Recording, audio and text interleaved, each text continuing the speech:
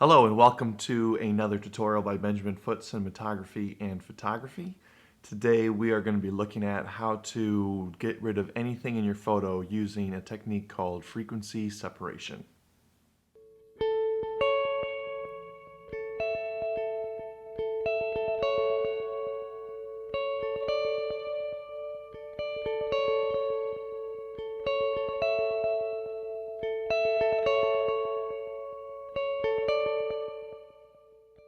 So today we're going to be using frequency separation to get rid of a pretty tricky object in the photo that I didn't want there. It's very easy to get rid of a rock that's in the foreground, or that trash can over there, just kind of using clone and stamp tools and maybe even content awareness fill.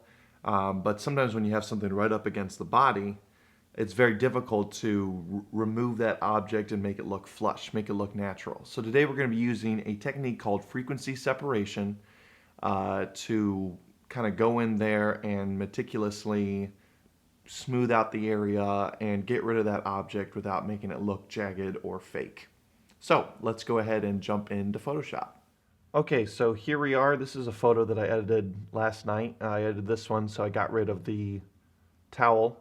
This is what the end product looks like. I haven't done any of the tones or color correction or anything. I did get rid of some of her hair and blemishes on her face, so then it looks like this. So I decided to do it again today with a different photo, this one right here. And I'm going to remove the towel with frequency separation. So let's see what we're doing. Let's go ahead and open it up. Boop. Did that work? Yep. Okay, great. So here we are. Here's our photo.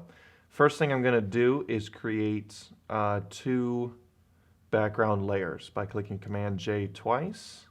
There we go, layer 1 and layer 1 copy. I'm going to go ahead and this is going to be my low frequency, so I'm going to change that to low frequency and change this to high frequency. So the first thing you're going to do is get rid of or make the high frequency layer invisible. And then I'm going to add a Gaussian blur, which is, filter blur, Gaussian blur. And, oh, great, thanks. Delete. And what I want to do is I want to make the blur good enough so that you're not seeing any of the textures. I think this is a little bit too blurred, just a little bit though. We're going to bring this down maybe to like 8.5. That usually works pretty well. And what I'm trying to do is I'm trying to kind of blend everything together, so really the only detail that you're seeing in this low frequency is the colors of her skin, because nothing's sharp. You can't really see any texture of the sand, texture of her skin, texture of her hair, anything like that. It's just basically just blending all the colors together. So we're going to go ahead and click OK right here. And then we're going to pull up this high frequency tab. And what I'm going to do is I'm going to go over to Image, Apply Image. And I want the layer to be sourcing from the low frequency layer. And I'm going to click Subtract right here. And then these are the magic numbers, scale at 2, offset at 128. Going to click OK. And basically what this does is it kind of creates a high pass filter, but it hyper brings out all the details. And I'm going to take this blending mode and turn it to linear light. And so when done properly, when you get rid of both of these, it should stay exactly the same. But you can see if I get rid of this, it's just this hyper detail. And then when you add that back, it neutralizes it all. I'm going to go ahead and group these two. And we'll call this frequency separation, or FS. And there you go. I'll add, I have an action for this, decided to walk you through exactly how to get frequency separation set up. But I have an action. I'll add that action in the description below. Okay. So the first thing that I'm going to do is I'm going to take my low frequency layer, and I'm going to create, or I'm going to go to the stamp tool by clicking S. And I'm going to bring the opacity down to, say that, and the flow down even more. I like to keep my flow pretty low. Yeah, I guess 15 will do fine. And then let's see, so right here is darker and right here is lighter, but right now I want to get the darkness of the towel. So I'm gonna go to normal and check lighten for the mode of the thing. So basically what I'm doing right here is I'm going to be coloring the towel. So you're not gonna see a big difference in terms of, I mean, the towel's not just gonna disappear when I do this. But the reason why I do this method, frequency separation, rather than just getting a clone tool and going over a layer, is because when you're sourcing different colors from around the palette and then you source different textures, which we'll do in the high frequency, there's less repetition. When you do clone tools, sometimes you can kind of tell where it's coming from, but this makes it a little bit more seamless. And actually, in order to do this as accurate as possible, I'm going to go to my quick selection tool. I'm going to select the background layer, and I'm just going to select my model right here and deselect the towel.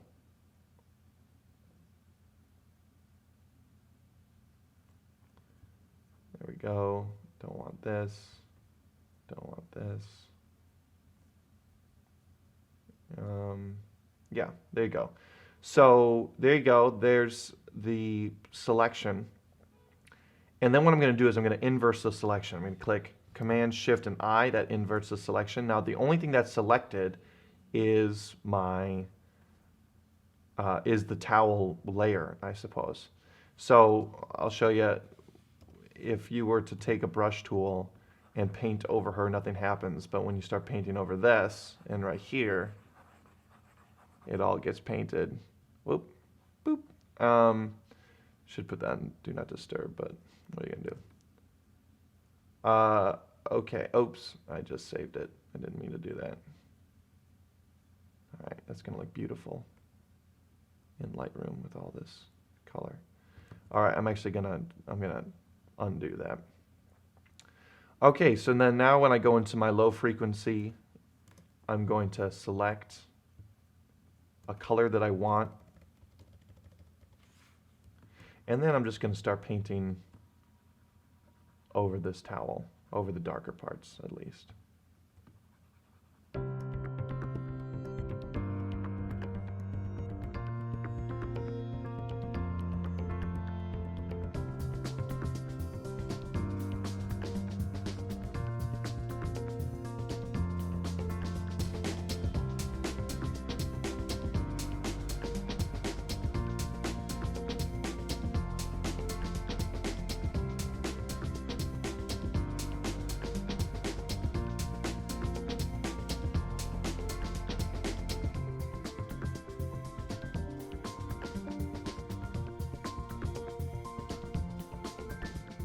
All right, that looks pretty good.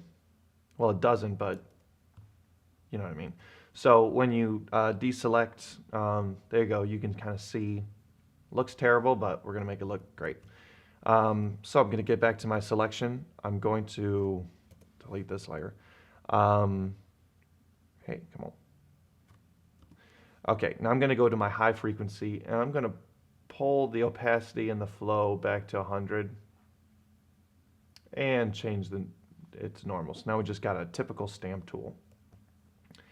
And then I'm going to sample the texture from my sand, and I'm just going to paint over where the towel was.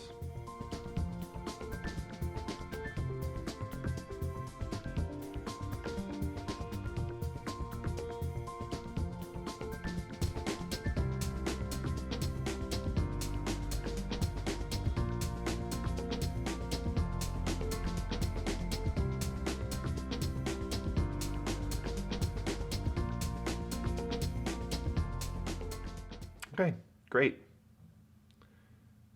Just for future reference, if I want to go back to this selection without having to reselect, I'm just going to create a layer that I'm not going to use. But that's just so that if I ever want to go back to this, I can just click Command, hit the mask.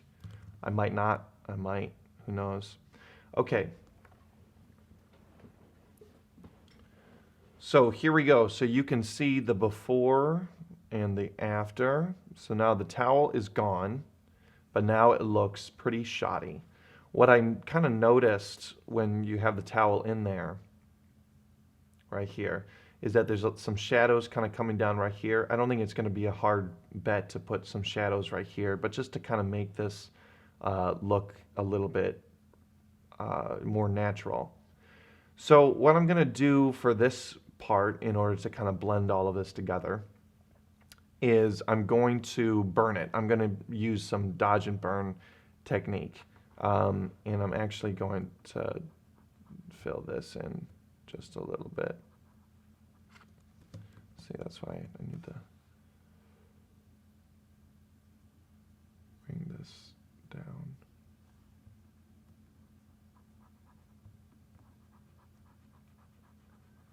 Yeah, actually, you know what? I'm just gonna do this. So I'm just gonna go along this jagged line, and I'm just gonna kind of smooth it out, just so that it looks a little bit more natural. But a lot of this we're gonna fix when we start dodging and burning, especially this part right here. Okay, great. Now what I'm gonna do is I'm gonna go up here. I'm gonna create a new layer. And then I'm going to click Shift and F5, and that's going to bring up this fill thing. I'm going to fill it with gray, and I'm going to take this down to soft light.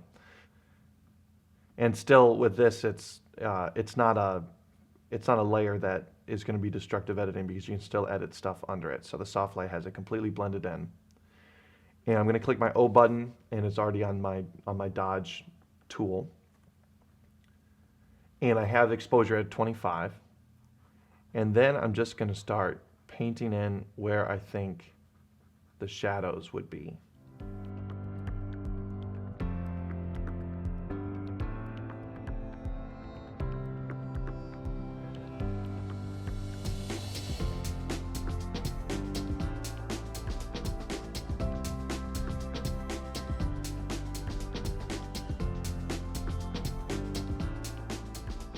Okay, so that's about as dark as it's going to get over there. But I want this whole area to kind of be a shadow.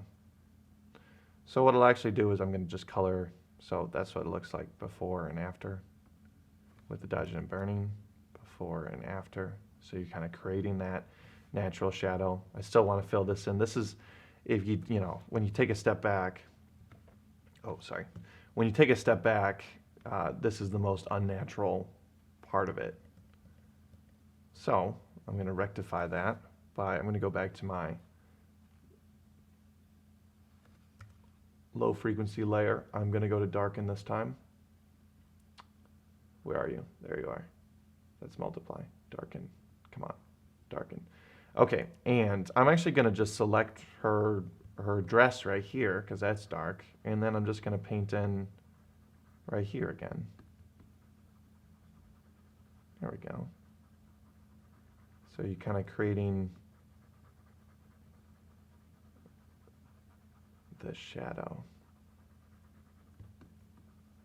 And you're going to do this differently on every, maybe you don't have to do the shadow. This is just to kind of show you how I would do it if you were in something that had this specific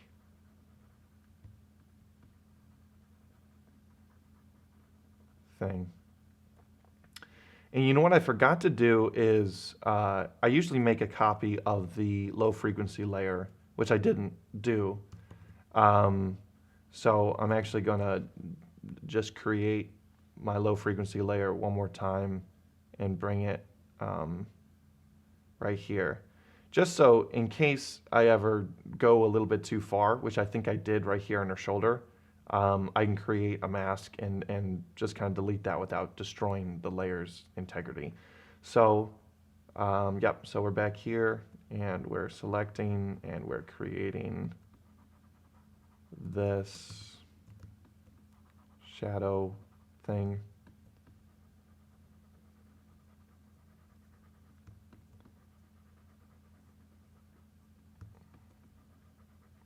Yeah, so I went overboard.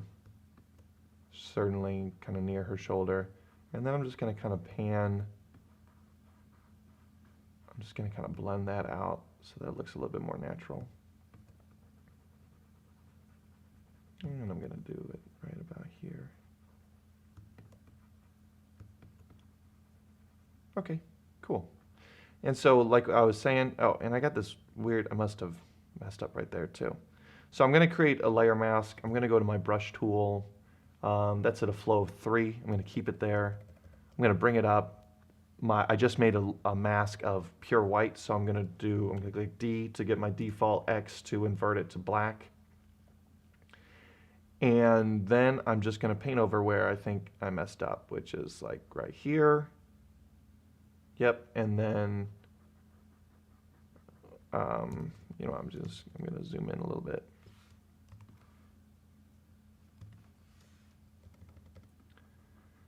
And I did a little bit too much right here on her shoulder. Didn't destroy it, but there we go. That looks a little bit better.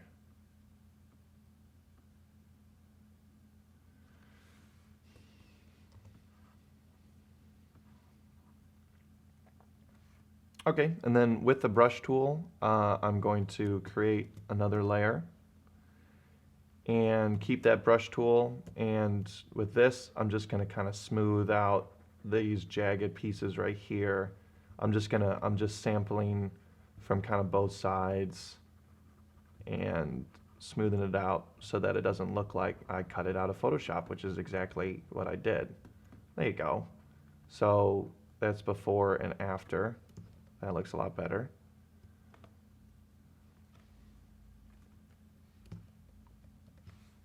And with these kind of images, it's always good to kind of revisit them because, you know, to kind of take a step back, come back to it another day, because sometimes you'll look at it. Maybe you guys are looking at this right now and just saying, wow, that looks like garbage. And I'm here thinking, wow, this is amazing. But it's good to kind of show it to people,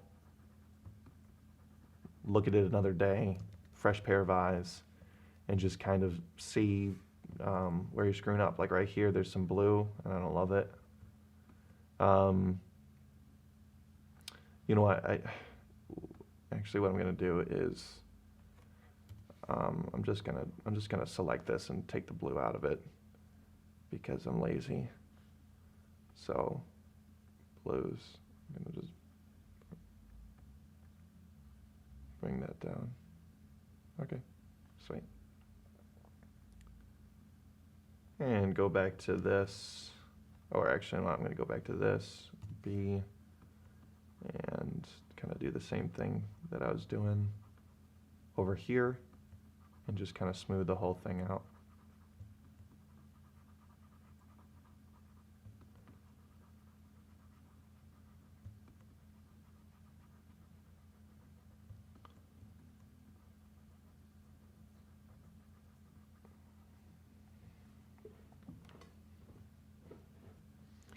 And anytime you think you did a little bit too much, you can just kind of pull it back with the opacity.